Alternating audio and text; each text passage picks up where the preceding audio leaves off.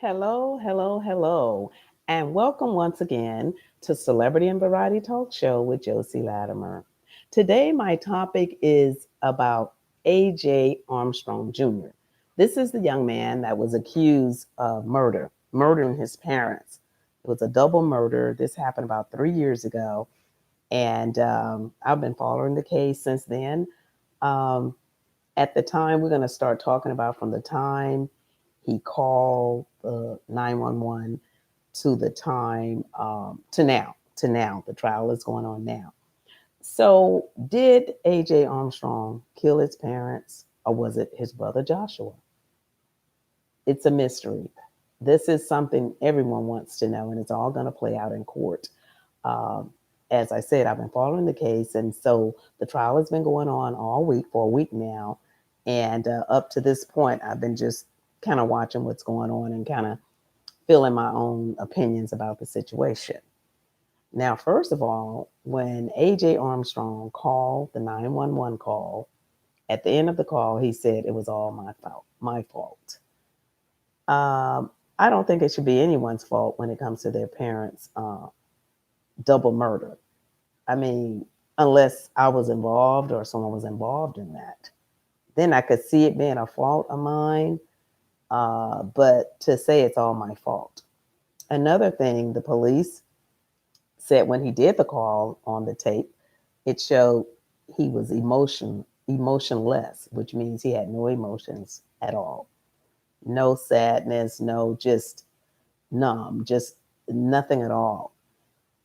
So he did the call and he told the cops he was in the closet and he saw an intruder, and the intruder had a mask on. Now, my take is if an intruder comes in to rob someone, wouldn't you think that they would come with their own weapon? Because he said his parents kept a weapon in the bedroom. How would that intruder know where that weapon was? And by the time he searched for it, um, Armstrong Sr. and his wife would have woken up by then.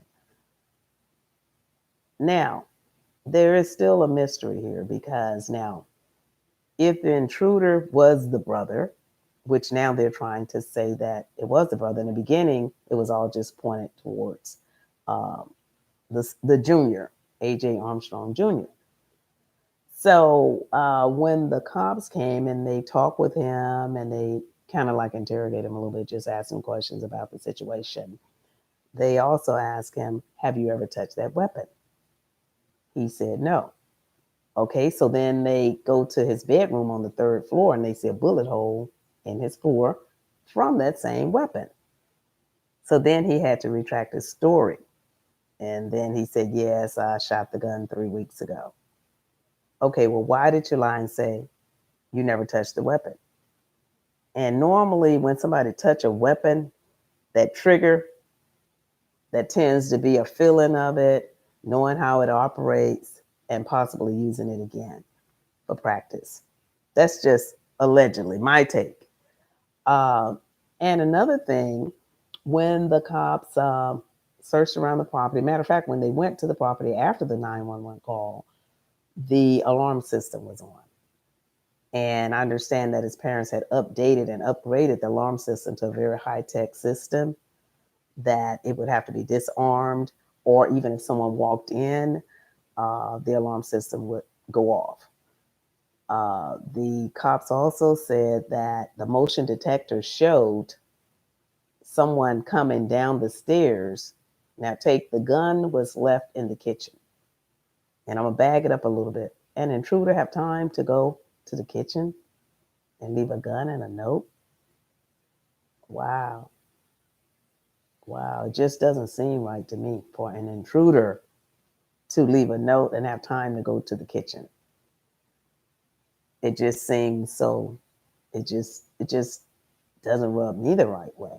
And I guess it didn't rub the cops the right way either because they put him in juvenile for some months. And I really feel sorry for the grandparents because no one wants to think that their grandchild would kill their kids, the grandparents' kids. When they seen the child being raised properly, the little boy had a lot of class.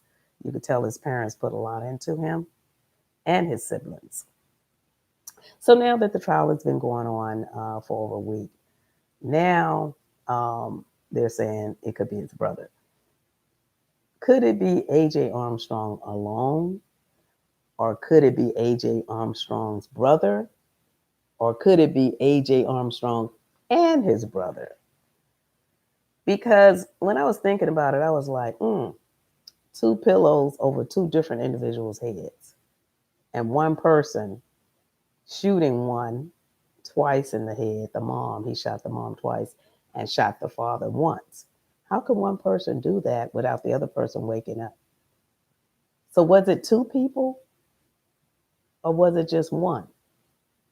Okay, now the bookkeeper in court said that the parents was $500,000 in debt, but then on the other hand, they had a living trust with a lot of money in it.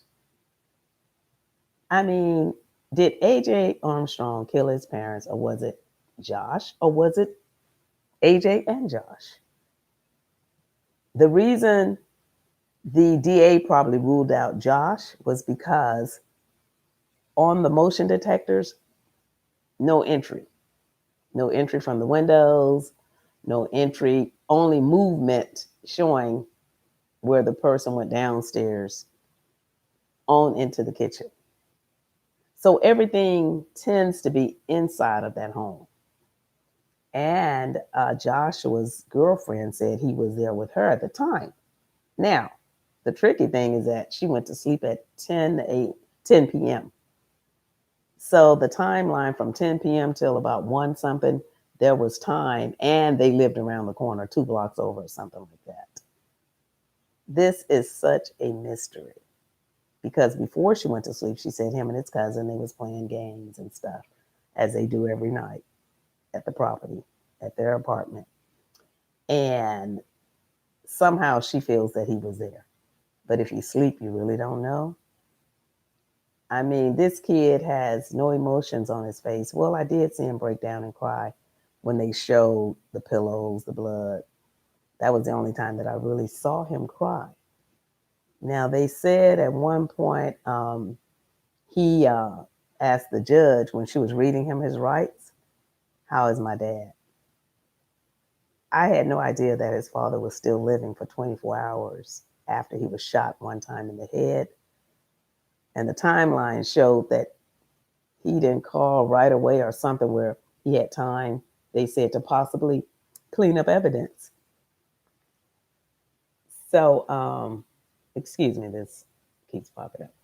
And so he had time to clean up evidence, they said.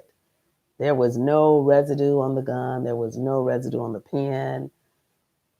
My take, if an intruder comes in and then they see you, they're going to shoot you too. They're going to shoot you and they're not going to have time to be. Matter of fact, they're coming in with their own weapon, not your father's weapon. I mean, they don't have time to be searching around in the room trying to find your dad's weapon or anyone's dad's weapon. They're going to come in with their own weapon and they're going to leave with it. They're not leaving nothing behind unless something drops, because oftentimes people do wrong and they get caught because they left something behind, whether it was DNA, a footprint, a fingerprint, or something. This was smooth and cool. It was nothing. It was nothing. So there was a forensic guy that came in about weapons, and he said that you can shoot a weapon and it don't have to be residue on you. It does not have to be residue nowhere around.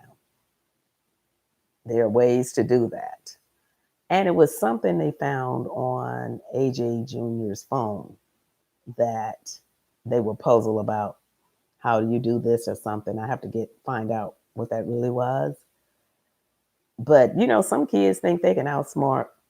Some kids are very smart in their minds, but in their books, they're not. Because it also came out that he was a star player at Kincaid, which was, prestigious school. And then his dad texted the coach and told him that his grades had fallen. So then he was going to have to go to Lamar School and not be famous anymore. So is that a motive? I want you to leave your comments of what you think about this, because this is really a puzzle. It seemed like it was very well planned out.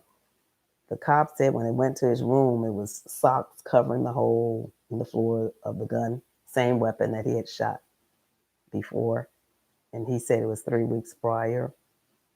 But how can one man put a pillow over two people and shoot one twice and the other one could have heard something and woke up? Unless it was two people, one holding the other one down while the other one was getting shot. Did AJ kill his parents, or was it AJ and Joshua? Again, they said the girl said Joshua was with her in her apartment, their apartment. And the motion detectors didn't show anyone coming in that night. So the DA tends to think everything was inside of that house, and that's the way it is appearing to me anyway. Now, the grandparents, I understand how they feel. Again, I said I really sympathize with the entire family. That family was such a, it was just such a beautiful looking family. But no one knows what goes on behind closed doors. Maybe he was under pressure and he'd rather kill them than himself, because a lot of these young kids, they don't talk to anybody and they just take themselves out. So I'd like to know uh, who did it and why. Why? Was it for money, or was it for, because the intruder didn't rob nobody? If it was an intruder, why would you just come in and kill somebody and you didn't take anything? And why, if you saw AJ, you didn't kill him too? Why? So it tends, to me, it's leading to AJ Jr. Another thing is AJ might be upset because of the fact AJ was um, AJ might be upset because of the fact that his parents was pushing him to really be somebody. Because as you can tell, they made him a junior, not that first one. So they really put a lot into him, and maybe he was under a lot of pressure. So with that, please click like, share, and subscribe. And as it goes on, I'm going to come back with some more stuff. But what do you think? Did AJ Armstrong kill his parents, or was it AJ and his brother? Or was it his brother alone or AJ alone? But right now, it's all leading to AJ. So I'm going to end my show, and I thank you for watching, and leave that comment. Click like, share, and subscribe. And thank you for tuning in again. Goodbye.